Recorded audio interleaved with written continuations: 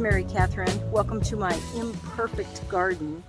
I'm just getting ready on this beautiful, very warm fall day to kind of clean up my garden. And look what I found. I found some potatoes that I had planted a while back and kind of forgot about them.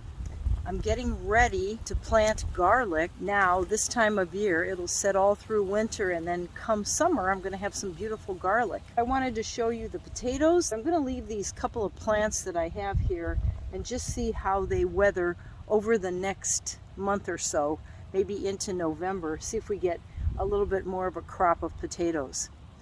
Next, we're going to go over to my compost pile, and I'm going to show you how beautiful and rich the soil is from composting food scraps, table scrap, as well as adding some natural manure from a local farm.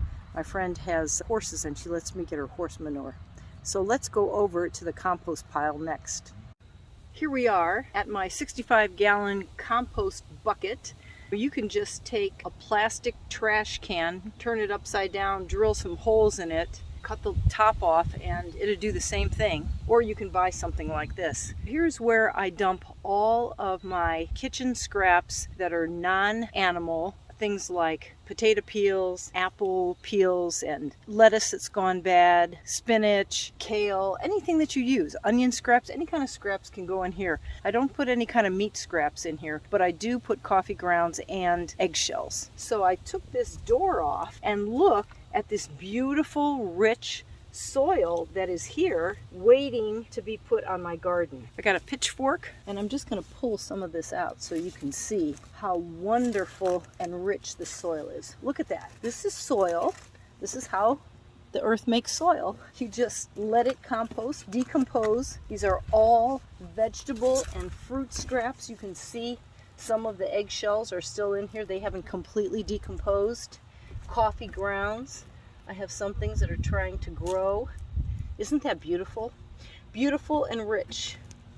Sometimes I even throw in here stems from plants, some dirt from flowers, you know, that kind of a thing. But look at that. Look at how great that is. That is so rich and moist. You can buy this or you can make this for free. I'm going to take this in my wheelbarrow, take it over to the garden, dump it in there, and then we're going to plant some garlic. Here's my imperfect garden tip. What you will get is this. That's quite a bit of compost. I'm going to walk that over to the garden, dump it over there, and then we will plant the garlic. Isn't that beautiful? I threw some maple leaves on top for now. I learned at my local library that maple leaves are the best leaves to compost in your garden because they break down quickly and they're full of nitrogen. So I'll see you at the garden in just a second. All right, here we are back at the garden. I'm going to toss this compost.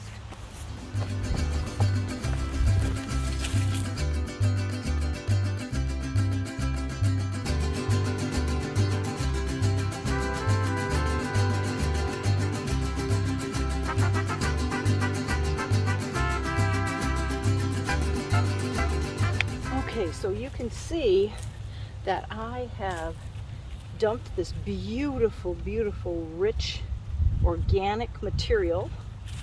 You'll see there are some shells in here. Some of this is even soft. A few leaves got in there. I'm going to take out any of these roots and get rid of those. Spread it around a little bit. Fill in. This is kind of soft and mushy. Just kind of break that up a little bit. Pull out some more of those and then rake it and smooth it over. Look, I have a beet I haven't pulled up yet. It's still growing. There we have it. So this is beautiful, natural, organic matter, organic soil, totally made by nature by composting fruit scraps, vegetable scraps, coffee grounds, eggshells, and horse manure. Let's plant the garlic next. All right, I'm back. I have taken my garlic, this is from my yard, and separated the bulbs, and I'm taking preferably the smaller cloves to plant and saving the bigger ones to cook with. You probably already know this, but it's worth mentioning that there's two different sides. You want to put the side that comes off of the whole bulb into the ground, and the side that's pointy, that might even have a little teeny bit of stuff growing out of it, protruding, that's going to go up. Now I like to put mine not super deep. They don't really need to go too deep. So I'm going to dig this maybe, I don't know, 2 or 3 inches, and just stick it right in there. Push it in like that. And I'm going to do that every 4 to 6 inches. So every 4 to 6 inches, just dig a little bit of a hole. Again, make sure you put it in the right way. Press it in there and move on to the next one.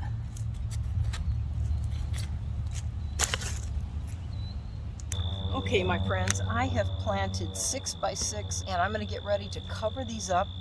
I made sure that all of the cloves were good quality. None of them were dried up or damaged in any way.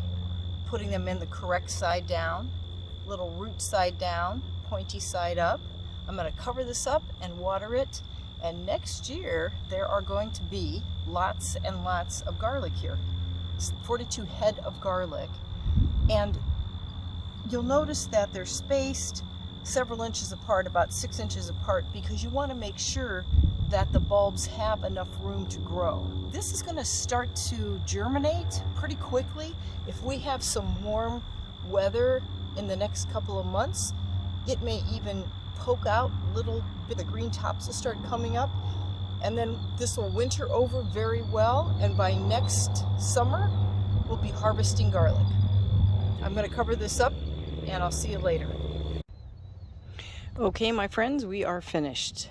Everything is covered up and watered and marked. I used these pieces of plastic so that I know where the perimeter of the garlic section is, because I tend to forget where I planted things. As you can see, we're ready to go. So thanks for joining me. I hope you learned something, and remember, your garden can be imperfect and still be wonderful.